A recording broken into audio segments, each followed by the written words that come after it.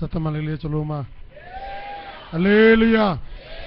ஆண்டவர் நாம் மகிமைப்படுவதாக. இந்த நாளிலும் உங்களோடு சேர்ந்து தேவனை ஆராதிக்கும்படியாக நல்ல ஒரு மிஷினரி சாட்சியை கேட்க முடிய கர்த்தர் கிருபை தந்திருக்கிறார்.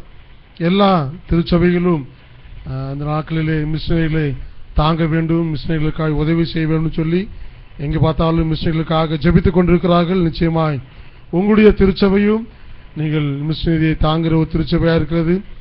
எங்களுடைய திருச்சபையிலும் நாங்கள் என்எம்எஸ் சொல்லியதுக்காக உதவி செய்து கொண்டிருக்கிறோம். அநேக மிஷினரிகளுக்காக நாங்கள் உதவி செய்து கொண்டிருக்கிறோம். ஆகிய நாட்களில் நீங்கள் மிஷினரி ஊழியர்களுக்காக நீங்கள் ஜெபியுங்கள்.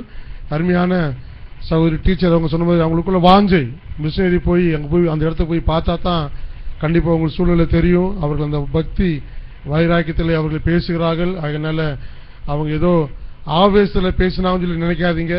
அதோடைய கடவுளுடைய அந்த வாஞ்சை, தாகம், அந்த மக்களுடைய வாஞ்சை எப்படியாவது ரட்சிக்கப்பட வேண்டும் என்று வாஞ்சையில் அவர்கள் பேசியிருக்கிறார்கள். அல்லேலூயா. பக்கத்துல கைப்பிடிச்சுக்கங்க, சொல்லுங்க. கடந்த 6 மாசம் தேவன் உங்களோடு கூட இருந்தாரா? பக்கத்து பார்த்து சொல்லுங்க, சொல்லுங்க, கேளுங்க, கேளுங்க, பக்கத்து பார்த்து கேளுங்க. ஆமென். அல்லேலூயா, அல்லேலூயா. கடந்த 6 மாதம் முழுவதும் ஆண்டவர் நம்மளை கிருபையாய் பாதுகாத்தார். அல்லேலூயா. ஆமா, நிச்சயமாய் நாம் ஆராதிக்க தேவன் அவர் ஜீவனுள்ள தேவன். அவர் ஒரு நாளும் மரித்தவராக இருக்கவில்லை. அல்லேலூயா. எத்தனை பேர் விசுவாசிக்கிறீங்க? அல்லேலூயா. சொல்லுங்க. இயேசு எனக்காக மரிச்சாரு.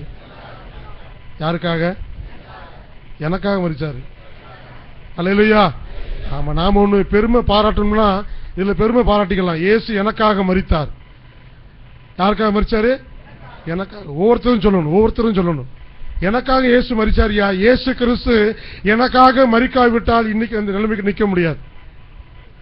நான் காலையில் 6 ரெடியாகி வரும்போது என்னோட மகன் போன் பண்ணான். இங்க பக்கமா வந்துட்டேன். அப்போ கேட்டான், டாடி எங்க இருக்கீங்க கேட்டான். நான் இப்பதான் பக்கமா சர்ச்சு பக்கமா போய்கிட்டு இருக்கேன்னு சொன்னேன். அப்போ சொன்னா, டாடி நீங்க மறைமலைகளை ஊழியம் செய்றீங்க, நான் பெங்களூர்ல இன்னைக்கு தான் ஒரு சர்ச்சில் சாட்சி சொல்ல போறேன், எனக்கா ஜோமனிக்குன்னு சொன்னேன். அல்லேலூயா. ஆண்டவர் செய்த மகத்துவமான கிருபை.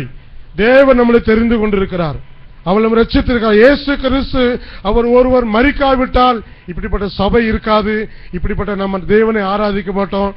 ஆண்டவர் இந்த இடத்துல இப்படிப்பட்ட ஒரு கூட்டத்தை ஏற்படுத்திக்க மாட்டார். அல்லேலூயா, அல்லேலூயா.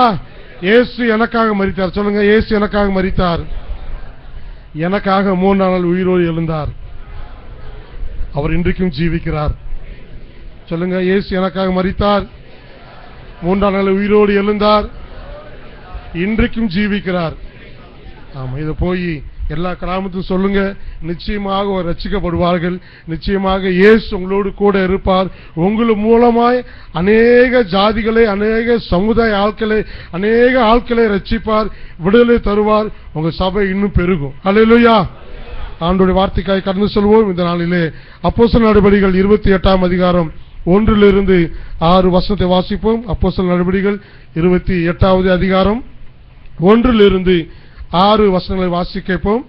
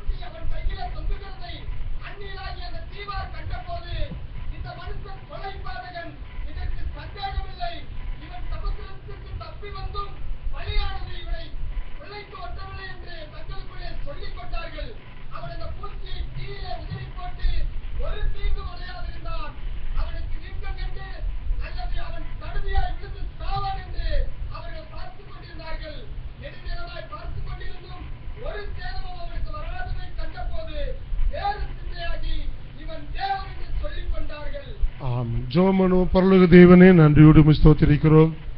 இந்த காலவெளியிலும் பரிசுத்த ஆவியானவர் எங்களோடும் என்னோடும் ஆண்டவரே இந்த சபையோடும் நீர் பேசுவீராக. இந்த வார்த்தைகள் வெளிப்படும்படியா ஜெபிக்கிறோம். ஆண்டவரே இந்த ஜனங்களுக்கு ஏற்ற வார்த்தைகளை நீர் பேசுவீராக. இயேசுவின் நாமத்திலே ஜெபிக்கிறோம் எங்கள் நல்ல பிதாவே, ஆமென். தப்பி பிழைத்தோம். என்னது? தப்பி பிழைத்தோம். அப்போஸ்தலனாகிய பவுல், அவனுக்கு இது 4வது பிரயாணம். ஆண்டவர் இயேசு கிறிஸ்து பவுலை தெரிந்து கொண்டார். அவன் கிறிஸ்துவத்துக்கு விரோதமாக செயல்பட்ட ஒரு தேவ மனிதன். ஆனால் ஆண்டவர் அவனை ரட்சித்தார். அவன் மூலமாய் அநேக ஊழியர்களை உருவாக்கினார், அநேக திருச்சபைகளை எழுப்பினார். சீசர்களை காட்டிலும் அதிகமாக ஊழியம் செய்தவன், அநேக அற்புதங்களை செய்தவன் இந்த பவுல். சீசர்களே பேதுரு மூலமாய் ஆண்டவர் இந்த பவுலை தொட்டார். அவன் இயேசு கிறிஸ்து சந்தித்து அவன் ஊழியத்துக்காக அப்போஸ்தலர் நடவடிக்கைகள் 9ஆம் அதிகாரம் 14 வசனம் எப்படியா சொல்லுகிறது, வாசிங்கள். அப்போஸ்தலர் 9:14.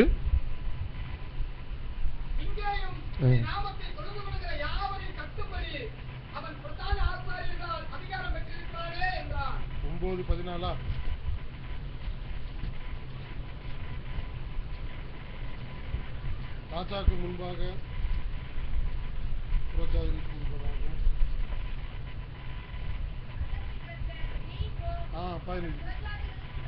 நீ போ, புறஜாதிகளுக்கு முன்பதாகவும் ராஜாக்களுக்கும் இஸ்ரவேல் புத்திரருக்கும் நாமத்தை அறிவிக்கும்படியாய் நான் தெரிந்து கொண்ட பாத்திரம். ஆண்டவர் இயேசு கிறிஸ்து பவுலை தெரிந்து கொண்டார். இந்த கடைசி பிரயாணம் ரோமாபுரிக்கு இவனை கைதியாக கொண்டு செல்கிறார்கள். வாசித்த அந்த வேத பகுதியிலே அப்போஸ்தலனாகிய பவுல் ரோமாபுரிக்கு கைதியாக கொண்டு செல்லும் போது இங்கே சொல்லுகிறான், தப்பி பிழைத்தோம், கரை சேர்ந்தோம். அல்லேலூயா, அல்லேலூயா. ஆண்டவர் இயேசு கிறிஸ்து இன்றைக்கு உங்களை என்னையும் தப்பி பிழைத்து கரை சேரும்படியாக கர்த்தர் கிருபை தந்திருக்கிறார். அல்லேலூயா. இந்த மெலித்தா தீவு என்று சொன்னால் அதுக்கு என்ன அர்த்தம் சொன்னால் ஒரு அடைக்கலை பட்டணம். என்னது? மெலித்தா தீவு சொன்னால் அதுக்கு பேர் அடைக்கலை பட்டணம். இன்றைக்கு புறஜாதி மார்க்கத்திலிருந்து நாம் இயேசு கிறிஸ்துவை தெரிந்து கொண்டு தேவனை ஆராதிக்கும்படியாக, அவரை தொழுது கொள்ளும்படியாக, இன்றைக்கு எனக்கு ஒரு அற்புதம் செய்ய மாட்டாரா, இன்றைக்கு என்னோடு பேச மாட்டாரா, இன்றைக்கு என் குடும்பத்தை விடுதலையாக்க மாட்டாரா, எனக்கு சமாதானம் கிடைக்குமா என்று சொல்லி அன்போடு வாஞ்சியோடு வந்திருக்கிற தேவனுடைய பிள்ளைகளே, ஆண்டவர் சொல்லுகிறார், இன்றைக்கு தப்பி பிழைக்கும்படியாக நான் உன்னோடு கூட இருக்கிறேன். அல்லேலூயா, அல்லேலூயா. ஆண்டவர் இயேசு கிறிஸ்து அவர் நமக்கு அற்புதங்களை செய்கிற தேவன், அவர் நம்மை விடுவிக்கிற தேவன், அவர் நம்மை தப்புவிக்கிற தேவன். 27ஆம் அதிகாரத்திலே அங்கு சொல்லப்பட்டிருக்கிறது. 4வது வசனத்தை வாசிங்கள். 27 4வது வசனம். அவ்விடம் விட்டு நாங்கள் புறப்பட்டு எதிர்காற்றாய் இருந்தபடியால் ஓடினோம். பிரயாணத்திலே, கிறிஸ்துவ வாழ்க்கையிலே, கிறிஸ்துவ ஜீவியத்திலே இன்றைக்கு பல உபத்திரங்கள், பல பாடுகள். அருமையான சகோதரி சொன்னார்கள், நாங்கள் அங்கே இருப்பதே எங்களுக்கு கடினமா இருக்குது, ஒருவர் கூட இயேசு கிறிஸ்துவை ஏற்றுக்கொள்வது கடினம் என்று சொன்னார்கள். இன்றைக்கு நம்முடைய இங்கே கிறிஸ்துவ வாழ்க்கை சொல்லப்பட்டிருக்கிறது. இந்த பவுலுடைய பிரயாணத்திலே முதலாவது எதிர்பட்ட காற்று என்ன காற்று? என்ன காற்று பார்த்தோம்? எதிர்காற்று. என்ன காற்று? எதிர்காற்று. அவருடைய பிரயாணத்திலே, கிறிஸ்துவ வாழ்க்கையிலே, இன்றைக்கு அநேக தேவனுடைய பிள்ளைகளுடைய வாழ்க்கையிலே எதிர்காற்று. அவர்கள் முன்னேறி செல்ல கூடாதபடிக்கு, கிறிஸ்துவ ஜீவியத்திலே அவர்கள் முன்னேறி போகாதபடிக்கு அவருடைய வாழ்க்கையிலே எதிர்காற்று காணப்படுகிறது. என்னதான் சத்தியத்தை கேட்டாலும், எப்படிதான் ஜெபம் பண்ணாலும், என்னதான் ஊழியம் செஞ்சாலும் அவர்களால் அவருடைய வாழ்க்கையிலே, பரிசுத்த வாழ்க்கையிலும் கிறிஸ்துவ ஜீவியத்திலும் முன்னேறி செல்லக்கூடாதபடிக்கு அவர்களை எதிர்காற்று இன்றைக்கு தடுத்துக் கொண்டிருக்கிறது. இரண்டாவது காற்று 7வது வசனத்தில் இருக்கிறது, வாசியுங்கள். காற்று எங்களை தடுத்தபடியினால் மெதுவாய் சென்று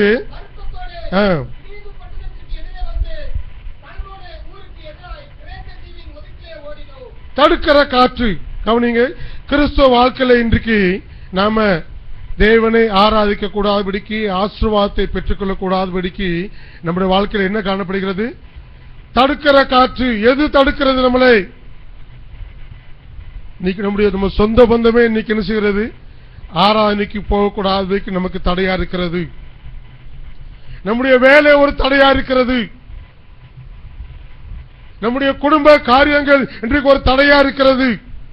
தேவனுடைய ஆசீர்வாதத்தை, தேவனுடைய சமாதானத்தை, தேவனுடைய விடுதலை பெற்றுக்கொள்ளக் கூடாதபடிக்கு நம்முடைய வாழ்க்கையில இன்றைக்கு காணப்படுகிறது ஒரு தடுக்கிற காற்று. பவுலுடைய இந்த பிரயாணத்திலே முதலாவது காணப்பட்டது எதிர்காற்று, இரண்டாவது காணப்பட்டது ஒரு தடுக்கிற காற்று, மூன்றாவது காற்று பாருங்கள். 13வது வாசிங்கள் 27-13. தென்றல் மெதுவாய் அடித்தபடியால். கவனிங்க, கிறிஸ்தவ வாழ்க்கையில இன்றைக்கு அநேகருக்கு இப்போ அருமையான டீச்சர் சொன்ன மாதிரி தென்றல் காற்று வீசிக்கிட்டு இருக்குது. என்ன வீசிட்டு இருக்குது? தென்றல் காற்று. எங்க பார்த்தாலும் கடிதம் எழுதி எனக்காக ஜெபித்துக் கொள்ளுங்கள். என்ன செய்றாங்க? ஆமா, யாரையும் குறை சொல்வதற்காக இல்ல. இயேசு அழைக்கிறார், இயேசு விடுவிக்கிறார், இயேசு ரட்சிக்கிறார், இயேசு நேசிக்கிறார். என்ன பார்த்தீங்கன்னா எல்லாம் நிறைய திருச்சபை மக்கள் தெரியும், நிறைய திருச்சபை பிள்ளைகள் எல்லாருமே இன்னைக்கு எங்கன்னா எல்லா இடத்தும் கழுதி எழுதி என் மகனுக்காக ஜெபித்துக் கொள்ளுங்கள், அவன் ரட்சிக்கப்படவில்லை. இவங்க ஜெபிக்கிறதே கிடையாது. யார்தான் ஜெபிக்கிறது? தென்றல் காற்றிலே மிதந்து கொண்டிருக்கிறார்கள்.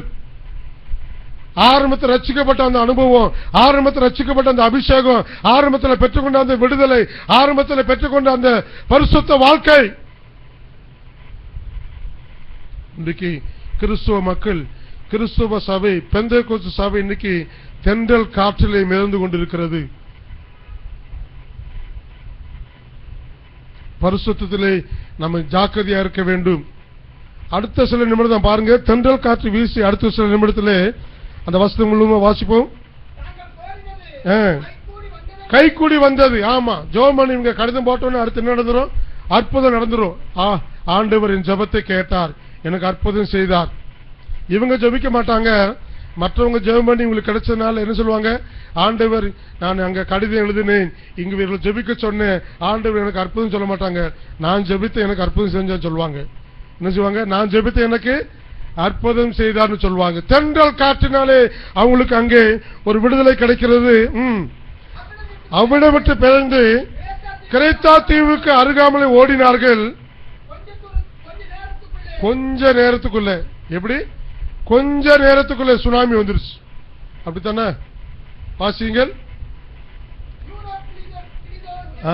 யூரோக்ளிதான் என்று கடுங்காற்று வீசியது.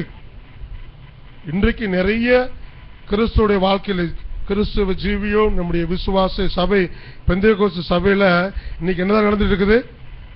இந்த தென்றல் காற்றும், இந்த யூரோக்ளின் சுனாமி, தானே புயல், வேற என்ன சொல்லலாம்? என்னென்ன புயல் வந்து மெட்ராஸ்ல இங்க சொல்ல மாட்டேங்க. புயல் காற்று நிறைய அடிக்கொருக்க இங்கதான புயல் காற்று வருது. யூரோக்ளின் கடும் காற்று. கிறிஸ்துவ வாழ்க்கையில இன்னைக்கு நிறைய பேரு சொல்லுது, பாஸ்டர் என் குடும்பத்துல என்னால இந்த பிரச்சனை தாங்க முடியல பாஸ்டர், எங்க வீட்டுக்காரர் செய்யற தொந்தரவு தாங்க முடியல, என் மனைவி செய்யற தொந்தரவு தாங்க முடியல, என் பிள்ளைகள் செய்யற தொந்தரவு தாங்க முடியல.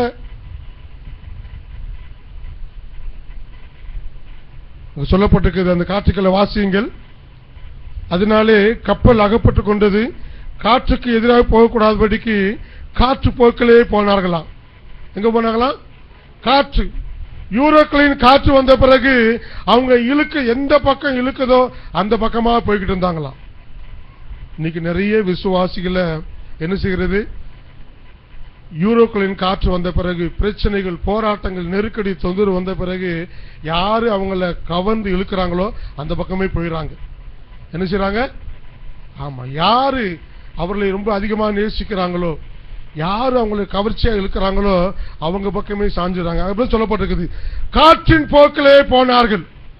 எங்க போனாங்க? காற்று எந்த பக்கம் வீசுதோ, எந்த பக்கம் அதிகமா அற்புத சுகம் நடக்குதோ, எந்த பக்கம் அதிகமா நடக்குதோ அந்த பக்கம் அப்படியே போயிரு. தேவனுடைய பிள்ளைகளே, நம்முடைய வாழ்க்கையில இன்றைக்கு எதிர்காற்று வீசுமானால் ஆண்டவர் சொல்றாரு, நான் உன்னோடு கூட இருக்கிறேன்னு சொல்றாரு. தடுக்கிற காற்று உங்க வாழ்க்கையில வீசுமானால் அந்த தடுக்கிற காற்றிலும் நான் உன்னோடு கூட இருக்குன்னு சொல்றாரு. தென்றல் காற்றில இருக்கும் போது நீ ஜாக்கிரதையாயிரு. உன்னுடைய பரிசுத்தத்தை நீ விட்டு விடாதே. உன்னுடைய பரிசுத்த ஜீவியத்தை ஜாக்கிரதையாய் காத்துக்கொள்.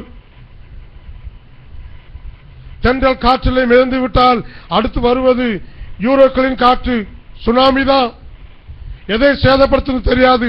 அல்ல சொல்லப்பட்டிருக்குது, உங்களுக்கு கப்பல் சேதமே இல்லாமல் வேற எந்த ஒரு உயிர் சேதமும் பிராண சேதம் எதுவுமே வராது ஆண்டவர் சொல்லுகிறார். இந்த கப்பல் பிரயாணத்தில் அங்கு சொல்லப்பட்டிருக்கிறது வசனம் எத்தனை பேர் இருந்தாங்களா பாருங்க. அது 27:37 வசனம் சொல்லுது, கப்பலிலே 276 பேர் இருந்தாங்களாம். எத்தனை பேர் இருந்தாங்க? 276 பேர். கவனிங்க, இந்த கப்பல் பிரயாணத்தில் பவுல் ஒருத்தர் மாத்திரம்தான் அங்க ரட்சிக்கப்பட்ட தேவனுடைய மனிதன். யாரு? பவுல் ஒருவன் மாத்திரம்தான். பவுல் ஒருவன், இந்த கப்பல் யாத்திரையிலே பவுல் ஒருவன் மாத்திரம்தான் அங்கே ரட்சிக்கப்பட்ட தேவ மனிதன். சொல்லப்பட்டிருக்குது, அங்கே அநேக மாலுமிகள் இருந்தார்கள், போர் சேவர் இருந்தார்கள், 100க்கு அதிபதி இருந்தார்கள், கப்பலை வேலை செய்கிற அநேகர் இருந்திருப்பார்கள், வேலைக்காரர் இருந்திருப்பார்கள், அங்கே சமையல் செய்கிற இருந்திருப்பாங்க, உதவி ஆட்கள் இருந்திருப்பார்கள். சொல்லப்பட்ட 276 பேர் இருந்தார்கள். அதில் ஒரு மனிதன், தேவனுடைய மனிதன், அப்போஸ்தலனாகிய பவுல். அல்லேலூயா, சத்தமா சொல்லுங்க அல்லேலூயா, அல்லேலூயா. நம்முடைய வாழ்க்கையிலே இன்னைக்கு என்ன காற்று வீசிக்கொண்டிருக்கிறது? தென்றல் காற்று வீசிக்கொண்டிருக்கிறதா? இல்லை என்று சொன்னால் யூரோக்களின் கடுங்காற்று வீசிக்கொண்டிருக்கிறதா? இல்லை நம்ம காற்று போன போக்கிலே போய்கொண்டிருக்கிறோமா? அடுத்த சொல்லப்பட்டிருக்கிறது 18வது காற்று வாசிங்க. 18வது வசனம் 27-18. மேலும் பெருங்காற்று மழையினால் நாங்கள் மிகவும் அடிபட்டபடியினால் மறுநாளிலே சில சரக்குகளை கடலிலே எறிந்தார்கள். இன்றைக்கு கிறிஸ்தவ வாழ்க்கையில இன்னைக்கு நிறைய பேருக்கு, அநேகருக்கு, பொதுவா சொல்ல போனா வியாபாரம் செய்வர்களுக்கு அநேகருக்கு நஷ்டம், பிசினஸ் பண்றவர்களுக்கு அநேக நஷ்டம். பாஸ்டர் சொல்லுவாங்க, பாஸ்டர் போன மாசம்லாம் எனக்கு நல்ல பிசினஸ் நடந்தது, இந்த மாசம் நடக்கல, பெருங்காற்று அநேக சேதங்களை உண்டாக்கி விட்டது. நம்முடைய வாழ்க்கையில, கிறிஸ்தவ வாழ்க்கையில பெருங்காற்று வீசுமானால் அது சேதத்தை உண்டு பண்ணும். அடுத்த சொல்லப்பட்டிருக்குது, அடுத்த ஒரு காற்று 20ஆம் வசனம் சொல்லப்படுது, மிகுந்த பெருங்காற்று. வாசியுங்கள். அநேக நாளாக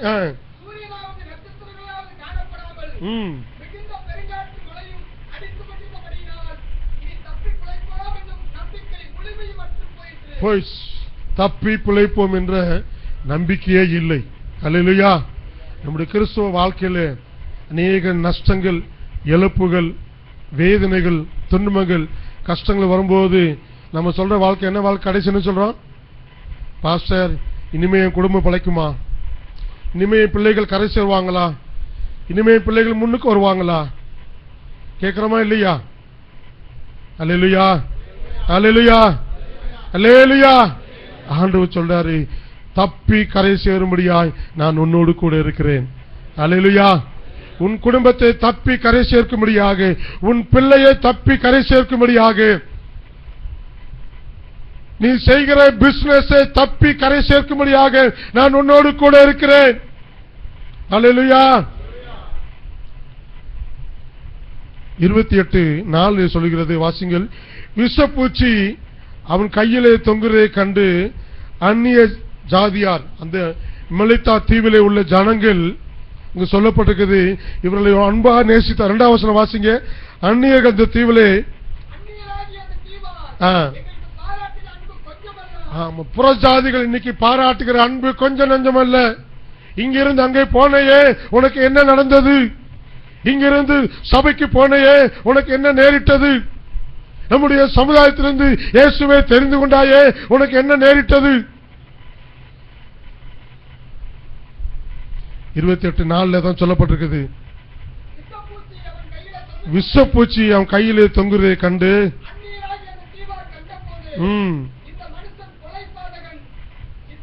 வாசிங்க. இதுக்கு சந்தேகமே இல்லை, இவன் சமுத்திரத்துக்கு தப்பி வந்தும் இவன் அனுசவில்லை பழி வாங்க, அதாவது பழியானது இவனை தப்பிக்க விடவில்லை. அல்லேலூயா. இன்றைக்கு புறஜாதியார்கள் நம்முடைய குடும்பத்தில் உள்ள ஆட்களே என்ன நினைக்கிறாங்க? இயேசு கோயிலுக்கு போனதுனால, இவன் சபைக்கு போனதுனால, சர்ச்சுக்கு போனதுனால இவன் முன்னேறிவானா? இவன் நல்ல நிலைமைக்கு வந்துருவானா, இவன் நம்மளை விட ஆசீர்வாதமா இருந்துருவான்னு சொல்லி இன்றைக்கு நம்முடைய குடும்பத்தால் ஆட்களே, நம்முடைய உறவுக்காரர்களே, நம்ம சொந்தக்காரர்களே இன்னைக்கு எண்ணிக்கொண்டு இருக்கிறார்கள். அல்லேலூயா, சத்தம் அல்லேலூயா. நம்முடைய தேவன் நம்மை தப்புவிக்க வல்லவராய் இருக்கிறார். அல்லேலூயா, அல்லேலூயா. தானியேலை பார்த்து கேட்டார், நீ ஆராதிக்கிற தேவன் உன்னை சிங்கங்களின் வாயிலை தப்புவிக்க வல்லவராய் இருந்தாரா? ஆமென், அல்லேலூயா. நாம் ஆராதிக்கிற தேவன் அவர் ஜீவன் உள்ள தேவன், அவர் நம்மை தப்புவிக்க வல்லவராய் இருக்கிறார். இந்த பவுலுக்கு அந்த மெலித்தாத்தில் உள்ள ஜனங்கள், அந்த புறஜாதியர் பாராட்டின அன்பு கொஞ்ச நஞ்சம் இல்ல. இவனை போல உள்ள மனுஷன் இல்லை. பாராட்டின கொஞ்ச நேரத்துக்குள்ள அவனுக்கு என்ன நடந்தது? ஒரு பாம்பு அவன் கையை கவ்வி கொண்டது. இன்றைக்கு கிறிஸ்துவ வாழ்க்கையில இன்னைக்கு அநேகர், ஒரு சிலருக்கு விட முடியாத காரியம், பரிசுத்த வாழ்க்கையில விட முடியாத காரியம், இந்த பாம்பு போல இன்னைக்கு அநேகர் இன்னைக்கு கவ்வி கொண்டு இருக்கிறது. என்ன செய்திருக்குது? கவ்வி கொண்டு இருக்கு. நிறைய பேர் பாத்தீங்கன்னா பாஸ்டர் சொல்ல மாட்டாங்க, ஆனா மற்றவங்களுக்கு சொல்லுவாங்க, ஐயா எனக்கு இந்த மாதிரி சூழ்நிலை இருக்கிறது, எனக்காக ஜெபித்துக் கொள்ளுங்கள். ஒண்ணுமே இல்லை. இந்த பவுல் என்ன செஞ்சான் பாருங்க, என்ன செஞ்சான் பாருங்க, 5வது வசனம் பாருங்க. ஒண்ணு செய்யல, கையை அப்படி உதறனா என்ன ஆகி போச்சு சொல்லுங்க? என்ன செஞ்சான் அவன்? பெருசா ஒண்ணும் அவன் வல்லமையா ஜெபம் பண்ணல, இன்னும் பண்ணல. சும்மா கையை கவிச்சு கையை அப்படி உதறனா அந்த பாம்பு என்ன ஆகி போச்சு? கீழே விழுந்து போச்சு. ஆமா, நல்லா கவனிங்க. நமக்கு விட முடியாத காரியம் ஒண்ணு இருக்குமானால் நீங்க அது சீ போஞ்சனா போயிரும். சீ போஞ்சனா ஆமா. ஆனா நாம என்ன செய்ய கிடையாது, இன்னும் கொஞ்ச நாளைக்கு இருக்கட்டும், இன்னும் கொஞ்ச நேரத்துக்கு இருக்கட்டும், இன்னும் கொஞ்ச நாளைக்கு வச்சுக்கலாம், இப்படித்தான் இருக்கிறோம். பவுலுடைய வாழ்க்கையில ஜனங்கள் சொல்றாங்க, இவன் இப்படிப்பட்ட கொடுமையான காற்றிலும் தப்பிச்சு வந்துட்டாங்க. சொல்லப்பட்டிருக்குது 27:47 சொல்லப்பட்டிருக்குது. மற்றவர்கள் சில பழைகளின் மேலும் சில கப்பல் துண்டுகள் மேலும் கரை சேர்ந்தார்கள் கட்டளிட்டான். இவ்விதமா எல்லாரும் தப்பி பிழைச்சாங்க. அந்த 220 ஒரு ஆள் கூட சாகல, 227 பேரும் தப்பி பிழைச்சு வந்தாங்க. அதுல பவுலும் தப்பி பிழைச்சு வந்தான். இந்த மெலித்தாத்தில் உள்ள ஆட்கள் எல்லாரும் அவனுக்கு பாராட்டினாங்க, அன்பு செலுத்தினாங்க, எல்லாம் செஞ்சாங்க. ஆனா கடைசி என்ன சொல்லிட்டாங்க, இவன் சாக வேண்டிய ஆளுதான். இவன் யாரு? சாக வேண்டிய ஆளுதான். கப்பல் சேதத்திலையும் தப்பிச்சு வந்து இவனை பாம்பு கவ்விருச்சு, இவன் சாக வேண்டிய ஆளுதான் சொல்லி எல்லாம் உறுதி பண்ணிட்டாங்க. ஆனா ஆண்டவர் அவனை தப்பிக்க வைத்தார். அல்லேலூயா, அல்லேலூயா. சொல்லப்பட்டிருக்குது 6வது வசனம் சொல்லப்பட்டிருக்குது. கவனிங்க, அவனுக்கு வீக்கம் கண்டு அல்லது அவன் சடிதியாய் விழுந்து சாவான் என்று அவர்கள் பார்த்து கொண்டிருந்தார்கள். நெடுநேரமாய் பார்த்து கொண்டிருந்தாங்களாம். எப்படி பார்த்து கொண்டிருந்தார்கள்? அப்புறம் என்ன சொல்றது? நெடுநேரமாய் பார்த்து கொண்டிருந்தார்கள். இன்றைக்கு உங்களையும் என்னையும் இந்த திருச்சபையும் அநேக புறஜாதிகள் பார்த்து கொண்டிருக்கிறார்கள். நாம் என்ன செய்து கொண்டிருக்கிறோம், எங்கே போய் கொண்டிருக்கிறோம், என்ன ஊழியம் செய்து கொண்டிருக்கிறோம், எப்படிப்பட்ட நிலைமையில இருக்கிறோம் என்பதை இன்றைக்கு நம்மளை சுற்றிலும் அநேக புறஜாதிகள், இந்த மெலித்தாத்தில் உள்ள ஆட்கள், நம்மளை நேசிக்கிற ஆட்கள் தான், நம்மளோடு கூட இருக்கிற ஆட்கள் தான், நம்முடைய குடும்பத்தார் ஆட்கள் தான். இவன் பிழைத்து விடுவானா, இவன் தப்பித்து விடுவானா, சீக்கிரமா இவனுடைய காலம் முடியாது என்று சொல்லி இன்றைக்கு அநேக நம்ம சொந்தக்காரங்க தான். ஆமா, மெலித்த அன்பு உள்ளவங்க தான், நம்மளை நேசிக்கிறவங்க தான். 2வது அதான் சொல்லுது, பாராட்டின அன்பு கொஞ்சம் நஞ்சம் இல்ல. அந்த 276 பேரையும் அவளுக்கு பாராட்டினால பவுலையும் நேசித்தாங்க. எனக்கு சொல்லப்பட்டிருக்குது, இவன் எப்ப சாக போறான்னு சொல்லி யாரு பார்த்துக்கிட்டு இருந்தா? பாராட்டின ஆட்கள் தான். யாரு பார்த்து கொண்டிருந்தா? யாரை நம்மளை பாராட்டினாலோ, யாரை நம்ம நேசித்தார்களோ, யாரு நமக்கு உதவி செய்தாலோ அதே ஆட்கள் தான் இன்றைக்கு இவன் எப்பொழுது இவன் காலம் முடியாது, இவன் எப்பொழுது இந்த இடத்தை காலி பண்ணுவோம் சொல்லி இன்னைக்கு பார்த்து கொண்டிருக்கிறார்கள். அது பின்பு வசனம் சொல்லப்பட்டிருக்கிறது, ஒரு சேதமும் அவனுக்கு என்ன வராததை கண்டு. அல்லேலூயா, சத்தமா சொல்லுமா? அல்லேலூயா, அல்லேலூயா. ஒரு சேதமும் உங்களுக்கு வராது. ஆமென். அல்லேலூயா. ஆமா, சொல்லப்படுது வேற சிந்தையாகி இவன் தேவன் என்ன சொல்லிட்டாங்க, இவனை சாமி ஆக்கிட்டாங்க. யாராகிட்டாங்க? கடவுள் ஆகிட்டாங்க. யார கடவுளாக்குனாங்க? பவுல கடவுள் ஆகிட்டாங்க. ஏன்னா அந்த விஷப்பூச்சி கடிச்சா இவன் என்ன செஞ்சிருக்கணும்? செத்து போயிருக்கணும். இவன் அகப்பட்டு கொண்டதில்லை, அந்த காரியத்தில் இவன் செத்து போயிருக்கணும்.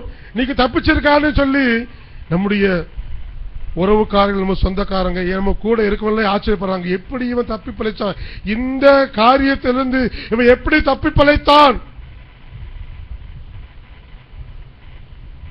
சொல்லப்பட்டிருக்குது, இவன் தேவன் என்று சொல்லிக் கொண்டார்கள். அல்லேலூயா, அல்லேலூயா.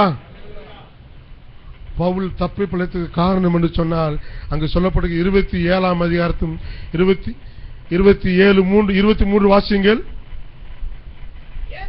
ஏனென்றால் என்னை ஆட்கொண்டவரும் நான் சேவிக்கிறமான தேவனுடைய தூதனானவன் இந்த ராத்திரியிலே என்னிடத்தில் வந்து நின்று, பவுலே பயப்படாதே,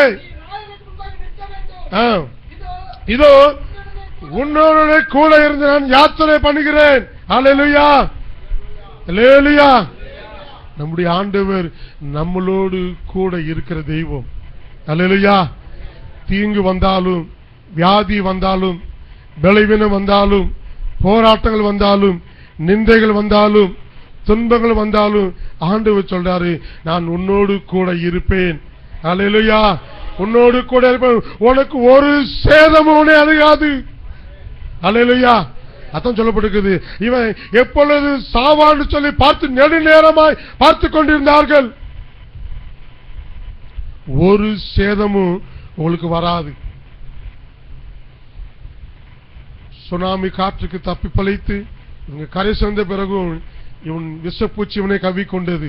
இன்றைக்கு அநேக வாழ்க்கையில சொல்வாங்க, நீ இங்கிருந்து அங்க போய் என்னத்தை கண்ட? நம்முடைய சமுதாயத்திலிருந்து அங்க போய் அந்த சர்ச்சுக்கு போய் சபைக்கு போய் என்னத்தை கண்ட?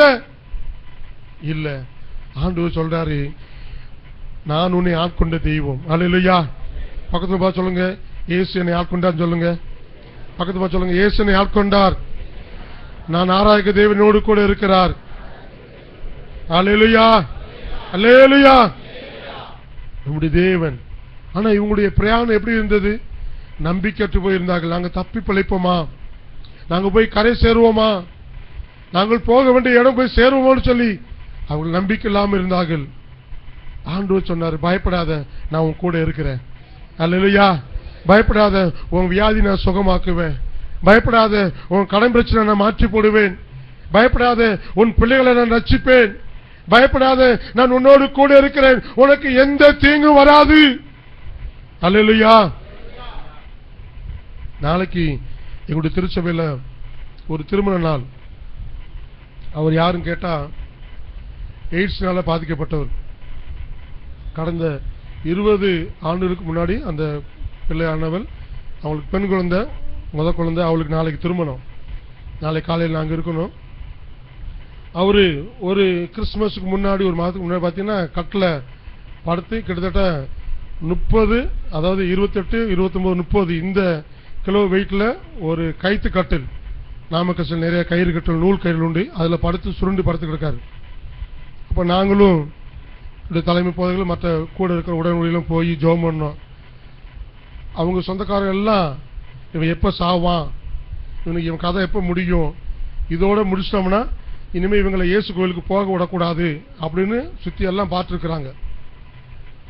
இப்போ நாங்கள் போய் பார்த்தா பெட்ஷீட் போட்டு மூடி போட்டாங்க. அவ்வளோதான், மேலே ஈயாடிட்டு இருக்குது, பெட்ஷீட் போட்டு மூடி போட்டாங்க.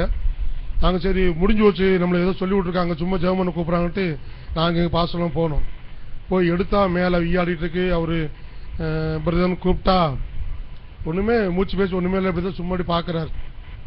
அப்போ நாங்கள் எங்கள் போதெல்லாம் சேர்ந்து அந்த இடத்துல முழங்கால படிவிட்டு கண்ணீர் விட்டு ஜெபம் பண்ணோம். ஆண்டவரே, உமக்கு சித்தமான காரியத்தை செய்யுங்கப்பா. புறஜாதி மார்க்கத்திலிருந்து இவங்க இயேசுவை ஏற்றுக்கொண்டிருக்கிறாங்க, இந்த ஊர் ரட்சிக்கப்படணும், நீங்கள் உதவி செய்யுங்க கொஞ்சம் ஜெபம் பண்ணிட்டு வந்தோம்.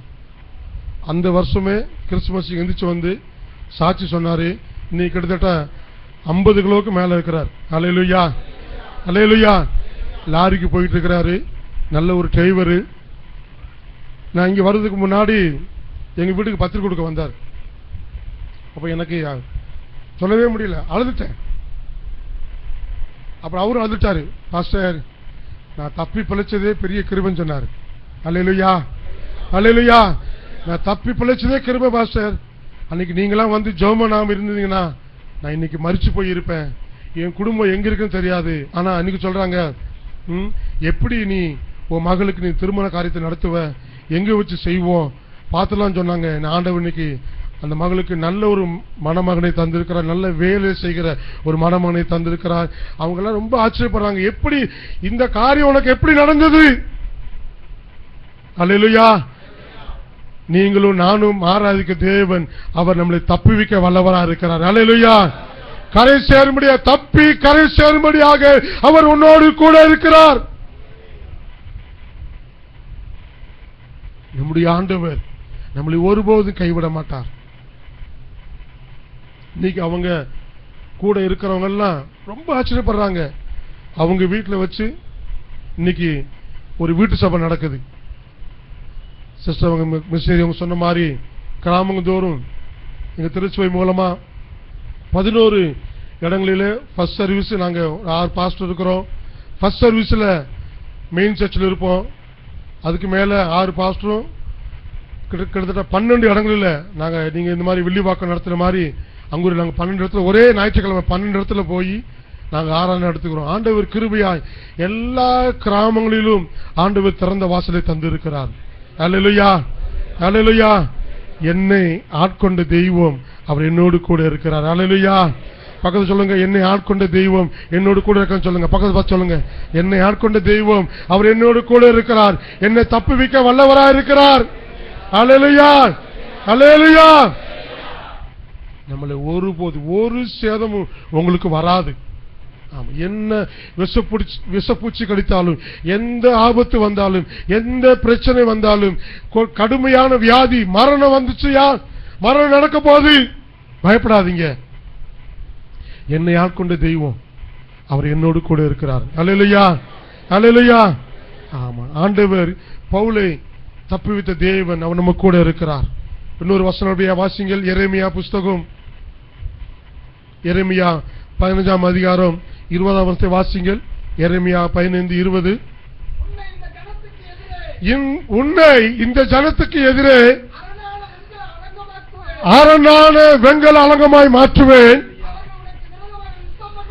அவர்கள் உனக்கு விரோதமாய் யுத்தம் பண்ணுவார்கள், ஆனாலும் அவர்கள் உன்னை மேற்கொள்ள மாட்டார்கள். உன்னை ரட்சிப்பிற்காகவும் உன்னை தப்புவதற்காகவும் நான் உன்னோடு இருக்கேன்னு சொல்லி. ஹல்லேலூயா. கரங்களை கர்த்தர் மகிமைப்படுத்துமா. ஹல்லேலூயா, ஹல்லேலூயா, ஹல்லேலூயா. நம்ம தேவன் அவர் நம்மளோடு கூட உற்சாகமாய். ஹல்லேலூயா, ஹல்லேலூயா.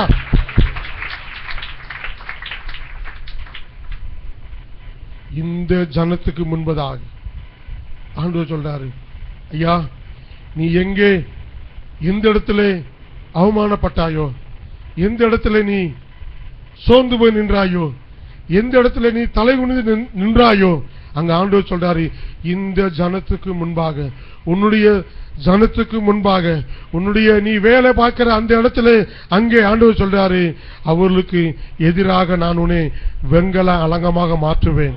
ஹல்லேலூயா, ஹல்லேலூயா. ஐயா தங்கத்தை ஈஸியா உரிக்கிடலாம் தெரியுமா? ராஜ திரவம் போட்டீங்கன்னா என்ன செய்யும்? ராஜ திரவம் சொல்லி ஒன்று போட்டானே ஆகும். எத்தா பெரிய தங்கம் என்ன செய்யும்? ஆமா, எத்தனை கிளை இருந்தாலும், எத்தா பெரிய தங்கம் வந்தாலும், எத்தனை வருஷம் தங்கம் வந்தாலும் ராஜ திரவம் ஒண்ணு இருக்குது. அதை போட்டா என்ன செய்யும்? உருகிரும், பிரிச்சிருவாங்க. அந்த ராஜ திரவத்தையும் தங்கத்தையும் பிரிச்சு நீங்க யார்ட்டாவது போய் உங்க செயினை பாலிஷ் பண்ணி கொடுக்காதீங்க. ஆமா, ராஜ திரவத்துல முக்கிய எடுத்தாலும் முடிஞ்சு போச்சு. ராஜ திரவத்துக்குள்ள முக்கிய எடுத்தாலும் என்ன ஆயிடுச்சு? முடிஞ்சு போச்சு. ஆமா, அது 1 பவுன் போகுது, 1/2 பவுன் போதும், 3/4 பவுன் போதும் தெரியாது. ஆமா, ஆனா உங்க செயின் பாலிஷா இருக்கும். உங்க செயின் எப்படி இருக்கும்? முத இருந்த காட்டுல என்ன இருக்கும்? ரொம்ப பாலிஷா இருக்கும். எத்தா பெரிய தங்கமா இருந்தாலும் ராஜ திரவம் போட்டா கரைஞ்சிரும். அது மாதிரி இரும்பையும் ஈஸியா உரிக்கலாம் தெரியுமா? எத்தா பெரிய இரும்பு இருந்தாலும், நான் மறைமலையில் இருக்கும்போது ஆனந்தி உச்சா கம்பெனிக்கு வேலை பார்த்தேன். அங்க வேலையே அதுதான். பழைய தகரம், பழைய இரும்பை கொண்டு திணிச்சுவாங்க, உருக்கி புதிய ராடு, இரும்பு புதிய ராடு எடுப்பாங்க. எத்தா பெரிய எவ்வளவு வலிமையான இரும்பா இருந்தாலும் அந்த இதுக்குள்ள போடும்போது, அந்த பர்னருக்குள்ள போடும்போது அது எல்லாம் உருகி போகும். வேற நீங்க பிளாட்டினத்தையும் ஈஸியா உருக்கிடுவாங்க. ஆனா வெங்கலத்தை என்ன செய்ய முடியாது. நீங்க என்ன தூக்கி போட்டாலும் நினைச்சாது, அது உடையாது, நிலையாது. தெரியுமா? ஆமா, பழைய ஆட்களுக்கு தெரியும். எங்க அண்ணன் இங்க இருக்கிறாங்க, வேற வயதான ஆட்கள் கிராமத்துல தெரியும். அன்னைக்கு சாப்பாடே எதுதான் சாப்பிடுவாங்க? வெங்கல பார்த்து தான் சாப்பிடுவாங்க. நீங்க கிராமத்துக்கு போய் தண்ணி குடிக்க போனா வெங்கல செம்பிள் தான் செய்வாங்க. வெங்கல செம்பிள் தான் தண்ணியே கொடுப்பாங்க. திருநெல்வேலி சிஸ்டர் இருக்காங்க, அவங்களுக்கு தெரியுமா தெரியல. ஆனா மதுரைக்கு தக்க நீங்க அங்க போனாலே நீங்க பாத்திரம் இப்பயும் வச்சிருக்காங்க. இப்பயும் வெங்கல பாத்திரம் வச்சிருக்காங்க, வெங்கல செம்பு வச்சிருக்காங்க, வெங்கல டம்ளர் வச்சிருக்காங்க. ஆமா, ஏன்னா நீ அதுல குடிச்சா அந்த வெங்கலம் உடம்புக்குள்ள போகுமா? வெங்கலம் உடம்புக்குள்ள அரிச்சுமா போகுமா? நீ அந்த வெங்கல பாத்திரத்தை சாப்பிட்டா அந்த வெங்கலம் உடம்புக்குள்ள போகுமா? ஆண்டவர் சொல்றாரு, இந்த ஜனத்துக்கு முன்பாக நான் உன்னை என்ன செய்வேன்? வெங்கல அலங்கமாய் மாற்றுவேன். அல்லேலூயா, அல்லேலூயா. உன்னை ஒன்றும் சேதப்படுத்தாது, உன்னை ஒன்று சேதப்படுத்தாது. ஆண்டவர் உன்னை வெங்கல அலங்கமாய் மாற்றியிருக்கிறார். நீ அநேகரை ரட்சிக்கும்படியாக, நீ அநேகரை விடுவிக்கும்படியாக, நீ அநேகரை தப்புவிக்கும்படியாக. நீ கேட்பாங்க, ஐயோ ஆண்டவர் என்ன பொண்ணா மாத்தம் கேட்பாங்க. பொண்ணா மாத்தினா ஈசோன்னு உரிக்கிடுவாங்க. நீ இரும்பா இருந்த ஈசோ உரிக்கிடுவாங்க. அதனால இங்க வசனம் சொல்லுது, உன்னை நான் வெங்கல அலங்கமாக மாற்றுவேன். யாரும் ஒன்னு அசைக்க முடியாது, யாரும் ஒன்னு தொட முடியாது. ஆமா, அல்லேலூயா, அல்லேலூயா. ஏனென்றால் நாம் ஆராதிக்க தேவன், நான் முதல் சொன்ன மாதிரி அவர் ஜீவனோடு இருக்கிறார். அல்லேலூயா, அல்லேலூயா. ஆமா, சிஸ்டர் மிஷனரி சொன்னாங்க, நிறைய பேர் இருப்புன்னு சொன்னாங்க. எங்களுடைய நாமக்கல் பகுதியில் இதுவரைக்கும் நாங்க முதல் தடவை 2004 RS தாக்கப்பட்டோம். ஆனா அதுக்கு பிற்பாடு எந்த கிராமத்துக்கு போனாலும் எங்களுக்கு எதிர்ப்பே கிடையாது. எந்த கிராமத்துக்கு போனாலும் எங்களுக்கு இதுவரைக்கும் எதிர்ப்பே கிடையாது. நாங்க ஒவ்வொரு ஞாயிற்றுக்கிழமையும் எங்க திருச்சபையில இருந்து ஊழியத்துக்கு போறாங்க, வெளியே போறாங்க. அங்க கிட்டத்தட்ட 436 கிராமம் இருக்குது, 365 பஞ்சாயத்து யூனிட் கிராமங்கள் இருக்குது. எந்த கிராமத்திலும் போய் நாங்க திறந்த வாசலை ஆண்டவர் தந்திருக்கிறாரு. தைரியமாக சுவிசேஷம் சொல்லுகிறோம். ஆண்டவர் எங்களை வெங்கல அலங்கமாய் மாற்றி இருக்கிறார்.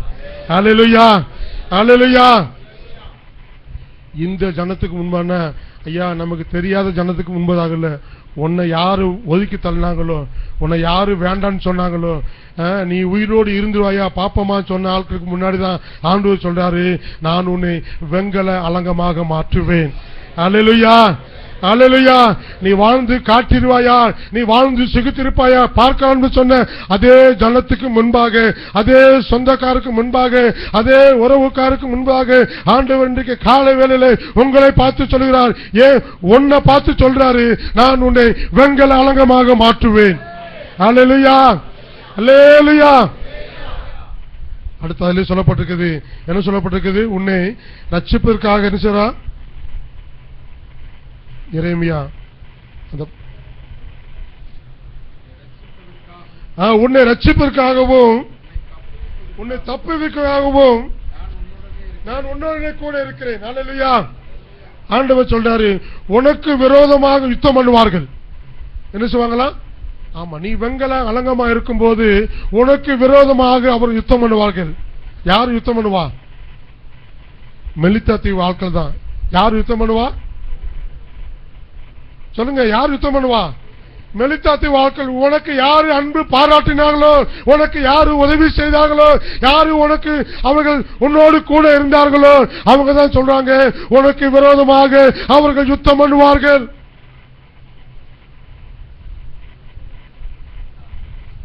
நல்லா கவனிங்கய்யா, தாவீதுக்கு விரோதம் வந்தது யாருமே கிடையாது. தான் சொந்த மகன் அப்சலோம் தான் அவனுக்கு விரோதமாய் எழும்பி வந்தான். அல்லேலூயா, அல்லேலூயா. ஆமா, நல்லா தெரியும். சவுல போய் தாவீது சவுலு நல்லா இருந்தாங்க. ஆனா என்ன ஆகி போச்சு? சவுலு தான் தாவீதை கொலை செய்து எத்தனை பண்ணினான், தோற்று போய்விட்டான்.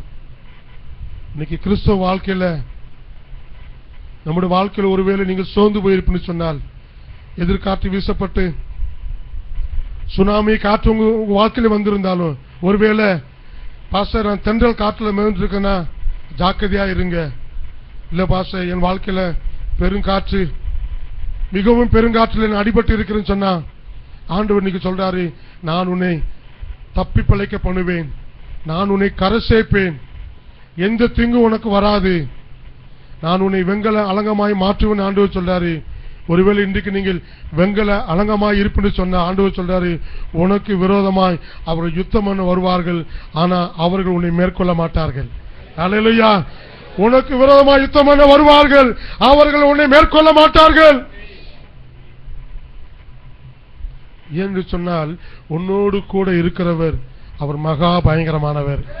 அல்லேலூயா. என்னை ஆட்கொண்ட தெய்வம் அவர் மகா பயங்கரமானவர். என்னை ஆட்கொண்ட தெய்வம் அவர் என்னை தப்புவிக்கவர். என்னை ஆட்கொண்ட தெய்வம் அவர் என்னை மேன்மைப்படுத்துகிறவர். அவர் உங்களோடு கூட இருக்கிறார். உங்களுக்கு விரோதமாக யுத்தம் பண்ணுவார்கள், ஆனாலும் உன்னை மேற்கொள்ள மாட்டார்கள். உன்னை ரட்சிப்பதற்காகவும் உன்னை தப்புவிற்காகவும் உன்னோடு நம்முடைய ஆண்டவர் நம்மளை ரட்சிக்க நம்மளை போதுமான தேவனா இருக்கிறார். கவனிங்க, நம்முடைய வாழ்க்கையில ஏன் நாம் தேவனை தேடாமல் போகிறோம், ஏன் தேவனை மறந்து போகிறோம் சொன்னா, ஒரு பலவீனம் வரும்போது, ஒரு சோர்வு வரும்போது, ஒரு வியாதி வரும்போது, நெருக்கடி வரும்போது நாம் தேவனை தேடுவதை மறந்து விடுகிறனாலே நமக்குள்ள அந்த பலவீனம் வருகிறது. தென்றல் காற்று வீசிக்கொண்டு இருக்கும் போது நமக்குள்ள பலவீனம் சோர்வு வந்தவுடனே அடுத்து அந்த ஆசீர்வாதம் வந்து விடாதா, இந்த ஜெபத்துக்கு எனக்கு பதில் கிடைத்து விடாதுன்னு சொல்லி நம்ம சோர்ந்து போகிறோம். அந்த நேரத்தில் நாம் தேவனை நோக்கி பார்க்கும் போது அவர் நம்மை ரட்சிக்க போதுமான தேவனா இருக்கிறார். அல்லேலூயா, அல்லேலூயா. அடுத்த நம்ம தப்பி வைக்கிறதுக்காக நமக்கு என்ன பிரச்சனை, என்ன போராட்டங்கள், என்ன நெருக்கடி வந்தாலும் ஆண்டவர் நம்மை தப்பி வைக்க அவர் வல்லவரா இருக்கிறார். ஆமா. கப்பல் பிரயாணத்திலே பவுல் சொல்றான், நமக்கு இந்த கப்பல் சேதமே அல்லாமல் வேற ஒரு எந்த சேதமும் வாராது, வேற எந்த சேதமும். இந்த கிறிஸ்துவ வாழ்க்கையில, ஐயா கவனிங்க, இந்த கிறிஸ்துவ வாழ்க்கையில, கிறிஸ்துவ ஜீவியத்திலே ஆண்டவர் நமக்கு நித்திய ஜீவனை தந்திருக்கிறார். நமக்கு இருப்பதோ இந்த ஒரே ஒரு வாழ்க்கை. அது தேவனுக்காக நீங்கள் பயன்படுத்தி சொன்னால், தேவனுக்காக நீங்கள் சேவை செய்கிற ஆட்களாக சொன்னால், தேவன் நாமத்தை மகிமைப்படுத்துகிற ஆட்களாக சொன்னால், நிச்சயமாக அவர் உங்களை தப்புவிக்க அவர் வல்லவரா இருப்பார். அல்லேலூயா. தானியேலுடைய வாழ்க்கையிலே அவன் 3 வேளையும் ஜெபிக்கிற மனிதனாக இருந்தான். யாரு என்ன சொன்னாலும், யாரு எதிர்த்து நின்றாலும் நான் என்ன செய்ய மாட்டேன், என் தேவனை ஆராதிப்பிலே அவன் விடவே இல்லை.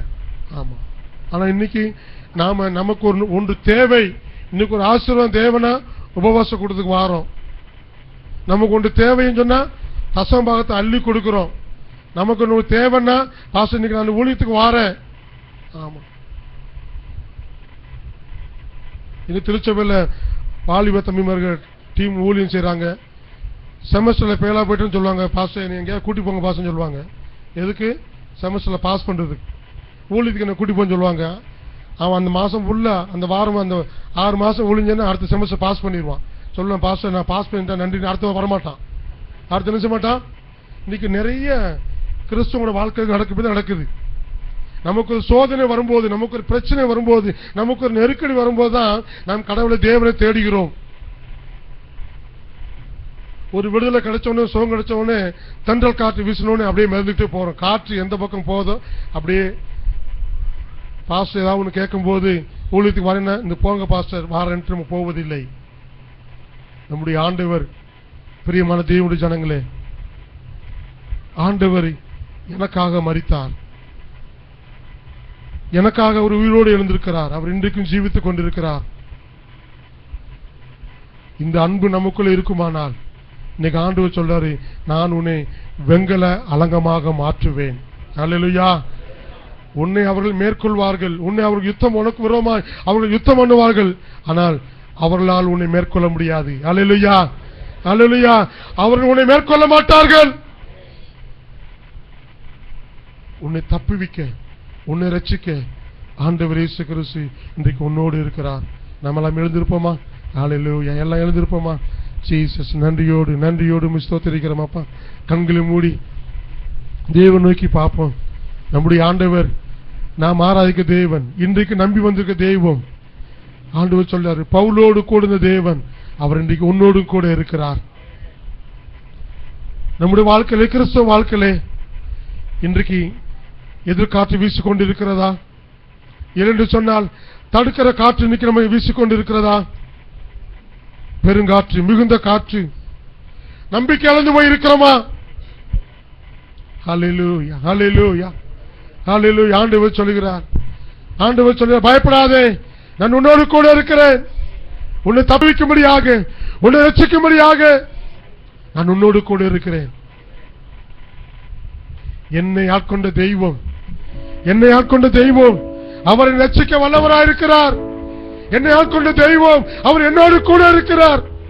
ஹல்லேலூயா, ஹல்லேலூயா, ஹல்லேலூயா, ஹல்லேலூயா. கர்த்தரை நோக்கி கர்த்தரை ஸ்தோத்திரம் பண்ணுவோமா? இயேசுவே, இயேசு ராஜாவே, ஆண்டவரே எங்களை தப்புவிக்க நீ வல்லவராக இருக்கிற ஆண்டவரே. ஹல்லேலூயா, ஹல்லேலூயா, ஹல்லேலூயா. இந்த காலை வேளையிலே ஆண்டவர் நோக்கி பார்ப்போம். ஆண்டவர் சொல்றாரு, நீ பயப்படாதே, நீ பயப்படாதே, உனக்கு ஒரு சேதமும் வராது, உனக்கு ஒரு சேதமும் வராது, உனக்கு ஒரு சேதமும் வராது. நான் உன்னை தப்புவிப்பேன், நான் உன்னை கரை சேர்க்கும்படியாக உன்னோடு கூட இருக்கிறேன். ஹல்லேலூயா, ஹல்லேலூயா. பயப்படாதே, பெரும் காற்றை கண்டு பயப்படாதே, பெருமழை கண்டு நீ பயப்படாதே.